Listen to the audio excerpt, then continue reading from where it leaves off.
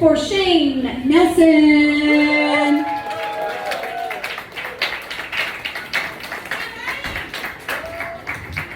All right.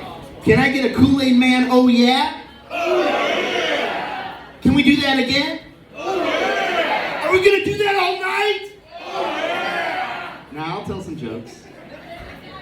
My name's Shane Nelson. I made the trip from Kihei over here tonight, and right when I turned towards Wailuku, some guy flashed his lights coming the other direction, which we all know is the universal way of saying, hey dude, there's a cop ahead. Lower your bomb.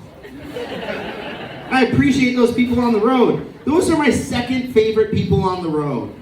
My first favorite person on the road is the person that waves you in for left-hand turns on this island.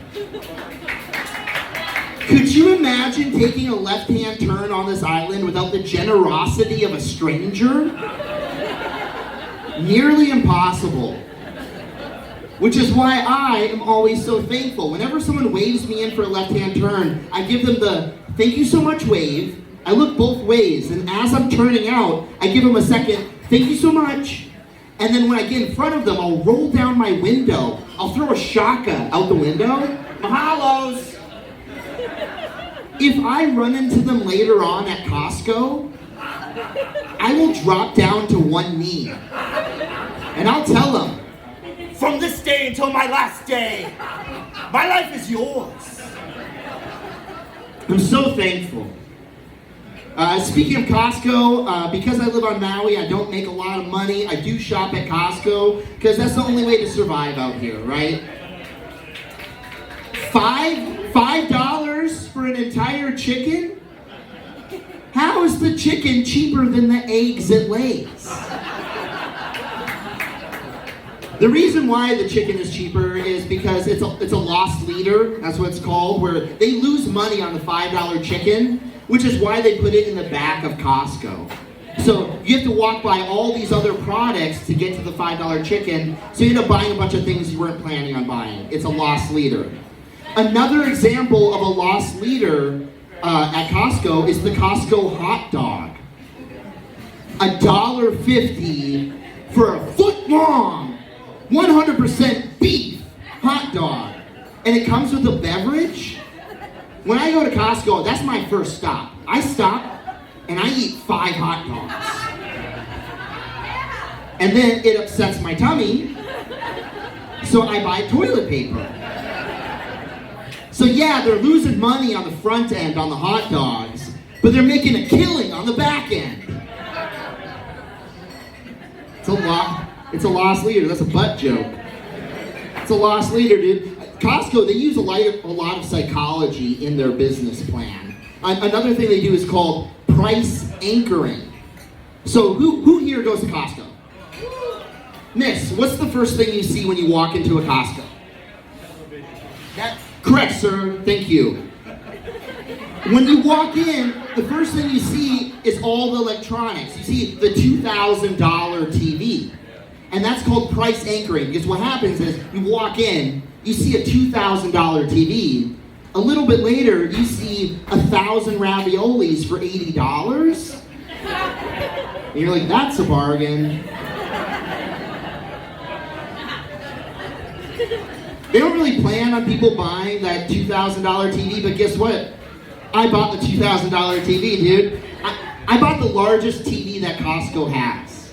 I got home, I set it up in my living room, I put the Hobbit in, I sit down with a big bowl of raviolis, and the Hobbit starts, Bilbo walks out of his little Hobbit house, and Bilbo Baggins is taller than me?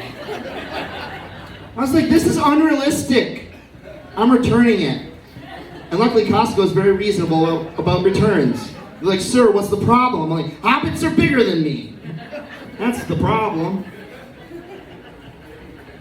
One time at Costco, I bought a bag of potato flakes.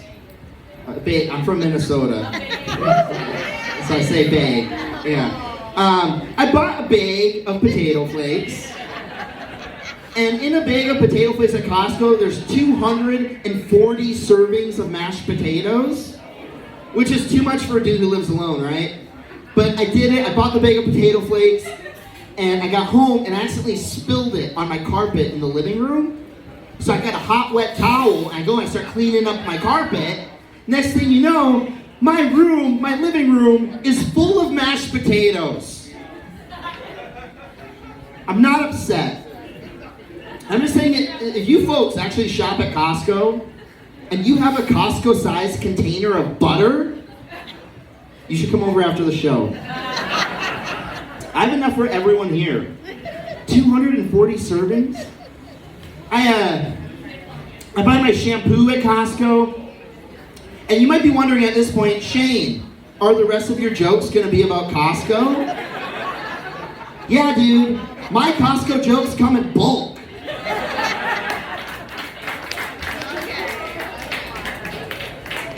I just hope you guys can palate it. Hey, okay, Coolie Man, oh yeah?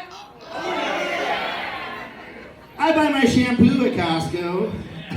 I get the 5-in-1. You get a gallon of 5-in-1 shampoo at Costco. 5-in-1, dude. Shampoo, conditioner, body wash, shaving cream, and something else. All in one bottle? That's super convenient. The only problem with the 5-in-1 men's shampoo at Costco is they don't give us the best scent options. Like, Rhonda introduced me as Nighthawk tonight, which is the axe that I'm wearing. That's an option of scents for men. Nighthawk. For shampoo, one of their options, they had Grizzly Bear. Grizzly Bear. I was like, who wants to smell like a grizzly bear? And then it clicked. I was like, maybe it makes sense. Because like, imagine I'm a dude. Well, I am a dude. Imagine I'm a dude walking in the forest, right? I'm walking in the forest and some girl, a stranger, that's a woman, comes walking the other direction. And she sees me, a dude, and she goes, oh no, a man. And then she catches a whiff. He's like, he kind of smells like a bear, which I'm okay with.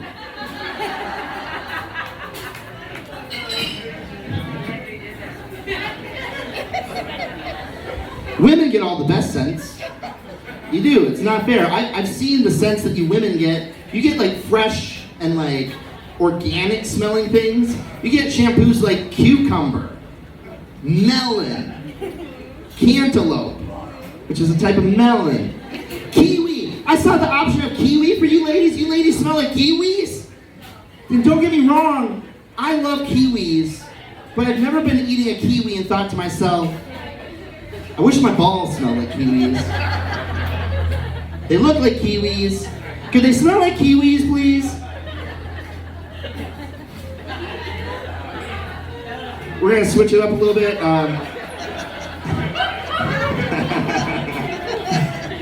I'm out of Costco jokes, dude. I guess I couldn't palate it. I am legally blind. That's a thing. I have 2400 vision. Which means something that's 20 foot away, I see with the clarity of something that's actually 400 feet away. Which means I can't see shit, dude. And I didn't know that until the 6th grade. I didn't go to an eye doctor until the 6th grade. So imagine little old Shane in Little League, dude. I'm out in right field, I can't see shit. And I'd hear the crack of the bat. And I'd just be like, please don't be coming this way. You know, it was like really scary. And what I'd have to do is I'd have to like see where the other players were looking. Like if everyone at the baseball field was looking at me, I knew I was in danger. Dude, I got hit by so many balls out in right field. It was really scary. I'd be all traumatized. I'd be back in the dugout. And the coach would come up and be like, hey Nelson, you're up to bat. And I'd be like, aren't we all just fucking bats, dude? Can't see shit, getting hit by balls. Alright. Dude, I'm so blind, but I'm lucky I have a good optometrist. My optometrist is in Kahului. I'm not gonna say where he works because I'm about to talk shit about him. But he's mostly cool. Like, I got arrested in North Dakota for driving, smoking a bong. And my optometrist wrote a letter to the judge in North Dakota and he wrote, Shane Nelson always looks like that. Super stoned, comma, it's a condition. That's a real letter that my doctor wrote to the judge. And I was like, you're my fucking doctor for life now. Because that's cool as fuck. They still found me guilty, but... But my doctor, he doesn't look professional. Like every time he comes into the office, he's always disheveled. Like his hair's all crazy, his pants are wrinkly. He has a Hawaiian shirt that's also very wrinkly, and it's one button off the whole way down. He looks like Picasso, like a Picasso painting. He's the kind of guy that would ask you to smell his finger. Like you look at me like, he's definitely the dude's like, smell my finger. Like I'm sitting in my chair, he's like, smell my finger. What smells worse? 1? Ugh. Or 2? Ugh. I'm like, oh man, let me smell 1 again. Ugh. They smell the same. He's like, very good. They're both my butt.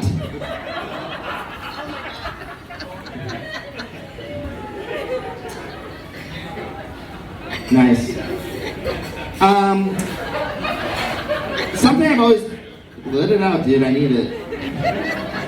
That's all I have. This gives me the nice high right now, and then my dopamine will drop on my drive back to Kihei, and I'll be like, I want to die! I had so much fun tonight!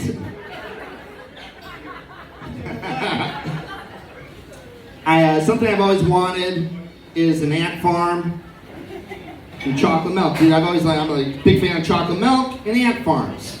Are you all familiar with ant farms? Yeah? Man, I wanted one so bad growing up, but my parents never let me get an ant farm. They didn't think I was trustworthy.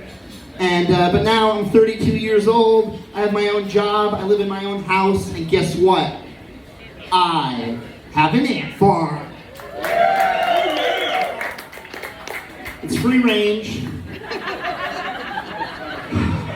My house is full of ants. And it's become a problem.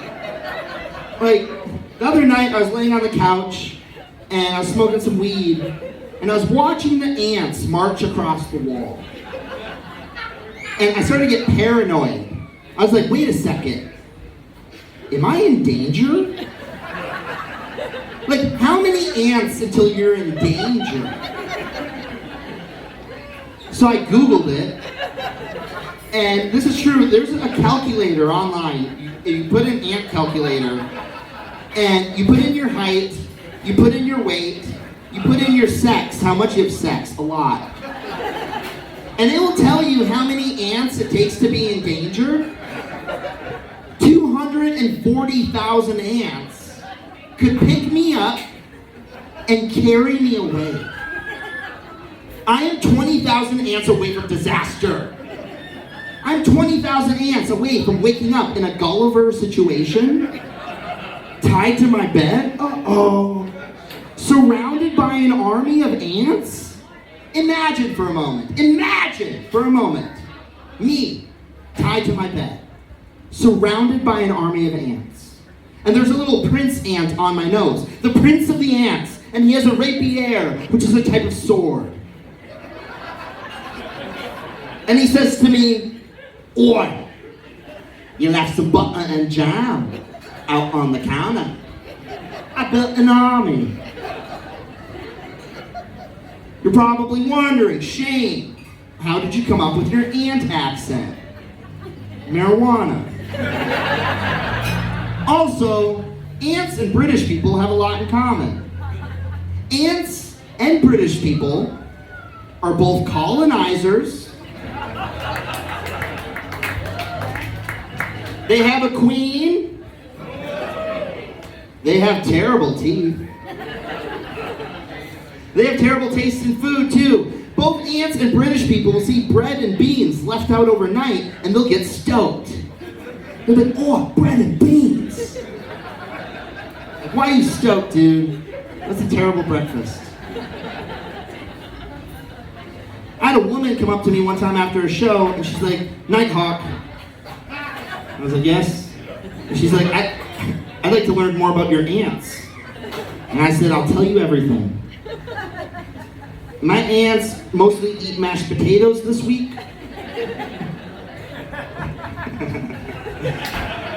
My aunts have terrible teeth, and they have wings, and they eat wood. And she's like, Shane, you don't have ants.